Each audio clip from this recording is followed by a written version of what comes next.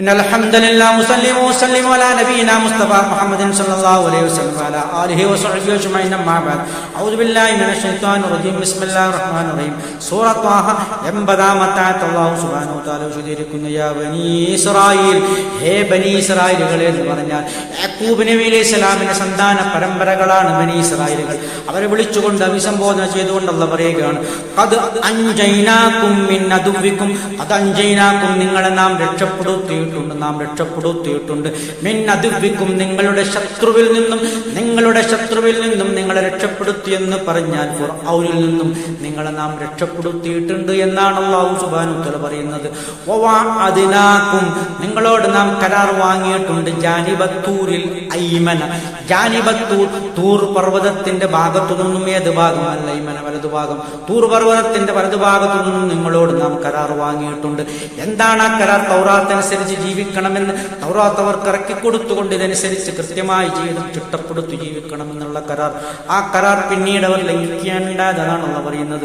വനസ്സൽനാ അലൈക്കുമുൽ മന്ന വസ്സൽവ വനസ്സൽനാ നാം ഇറക്കി തന്നു അലൈക്കും നിങ്ങളുടെ മേൽ അൽ മന്ന തേൻ പോലെ അതിമധുരമായ ഒരു വിശിഷ്ടമായ ഒരു ഭക്ഷണമാണത്.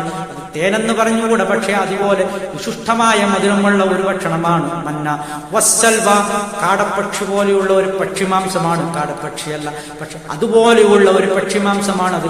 അത്രയും വിശിഷ്ടമായ ഒരു പക്ഷിമാംസവും അതുപോലെ തേനോളം മധുരമുള്ള ഒരു വിശുദ്ധ ദ്രാവകം അല്ലാഹു സുബ്ഹാനഹു വ തആല അവർക്ക് ഇറക്കി കൊടുത്തു. അതിന്റെ പേരാണ് മന്ന വസ്സൽവ. ഇത് രണ്ടും ഇറക്കി കൊടുത്തുകൊണ്ട് അല്ലാഹു സുബ്ഹാനഹു വ തആല പറയുകയാണ് ശേഷം കുലൂ മിൻ തയ്യിബാത്ത് വിശിഷ്ടമായതിൽ നിങ്ങൾ ഭക്ഷിക്കുമാ റസഖ്നാകും നിങ്ങൾക്ക് നാം നൽകിയതിൽ നിന്നും വലാ തത്ഗൗ നിങ്ങൾ അതിക്രമം കാണിക്കരുത് ഫീഹി അതിൽ ആ അനുഗ്രഹത്തിൽ നിങ്ങൾ അതിക്രമം കാണിക്കരുത്. ഫയഹില്ല അലൈക്കും ഗളബി ഫയഹില്ല നിങ്ങളുടെ മേൽ ഇറങ്ങും ഗളബി എന്റെ കോപം അപ്പോൾ നിങ്ങളുടെ മേൽ ഇറങ്ങും. വമയ്യഹ്ലിൽ അലൈഹി ഗളബി നമ്മുടെ കോപന്മാരുടെ മേൽ ഇറങ്ങുന്നുവോ ഫഖദ് ഹവാ അവൻ നാശത്തിലേക്ക് വീണു. അവൻ വീണുപോയി എന്ന് പറഞ്ഞാൽ അവൻ നാശത്തിലേക്ക് പതിച്ചുപോയി എന്നാണ് അല്ലാഹു സുബ്ഹാനഹു വ തആല പറയുന്നത്.